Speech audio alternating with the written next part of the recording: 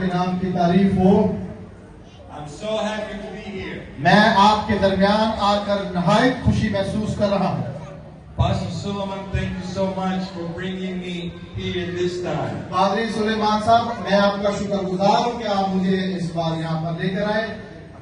Thank you, pastors, leaders, senators. Thank you for being with me for so many days. जितने भी pastors यहाँ पर मौजूद हैं, सेनेटर साहब और दूसरे लोग, मैं आपका शुक्रगुजार हूँ। I love these sisters over there. और Thank you. हमारी खूबसूरत बहनें यहाँ पर मौजूद हैं, उनके भी शुक्रगुजार हूँ। Let's go give a big hand clap to the आइए पास्टर शाकिर के लिए जोरदार ताली बजाएंगे। I was so honored to see in Malaysia beginning of the year. और इस साल के शुरू में मैंने इन्हें मलेशिया में देखा और मैं बहुत खुश था। We had a great time together. हमारा वहाँ पे अच्छा वक्त गुजरा। I learned a lot from him. We talk a lot during the night. We learn from each other. हमने एक दूसरे से बहुत कुछ सीखा क्योंकि हम गुफ्तगू किया करते थे और उस वक्त साथ गुजारते थे। Amen. आमीन। One more hand clap, please. एक बार फिर तालियां बजाएंगे तुम्हारी तारीफ के लिए। Every church I visited in Pakistan was very unique experience. मैं पाकिस्तान के जिस भी चर्च में जाता हूँ मुझे एक नया तजुर्बा होता है। But one same team was going through all those welcomes. और जो खुशामदीद करने का तरीका है वेलकम का, वो मुझे हर तरह ऐसा ही नजर आता है।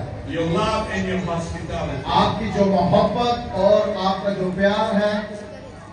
I was here 3 years ago. मैं 3 साल पहले यहाँ पर था।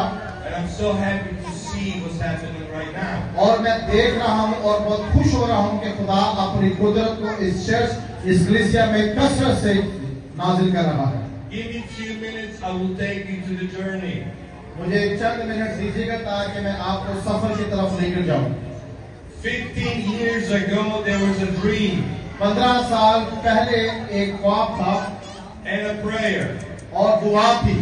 If you remember 15 years ago what happened here. अगर आपको 15 साल पहले का वाकया याद हो या उस कहानी से आप वाकिफ हो कि यहाँ पर क्या हुआ। It was total different. और यहाँ पर बिल्कुल मुख्तलिफ चीजें थी।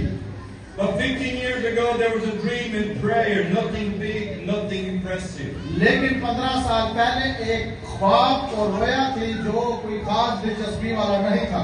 It began as a seed size of the mustard. और जो इब्तिदा थी वो बिल्कुल राई के दाने के बराबर थी।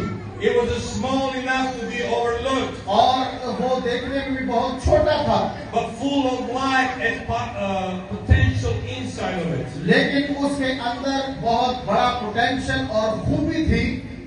We know in the word of the Lord says in Matthew chapter 17. जब हम मत्ती उसके 17वें बाब का मुताला करते हैं, That even faith size of the mustard seed. अगर ईमान का जो साइज है वो राई के दाने के बराबर है, Moves what looks impossible.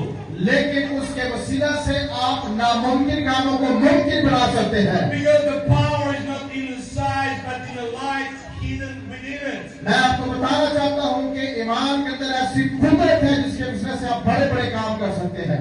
That seed stayed in the ground unseen but not forgotten. और मैं बताना चाहता हूँ कि वो बीज जो जमीन में होता है वो देखा तो नहीं जाता लेकिन भूला नहीं जाता। Then some years passed. और कुछ साल जब गुजर गए, And like in Mark chapter 4, जब हम मरकज उसके 4थे बाब में पढ़ते हैं, describe the smallest seed began to grow.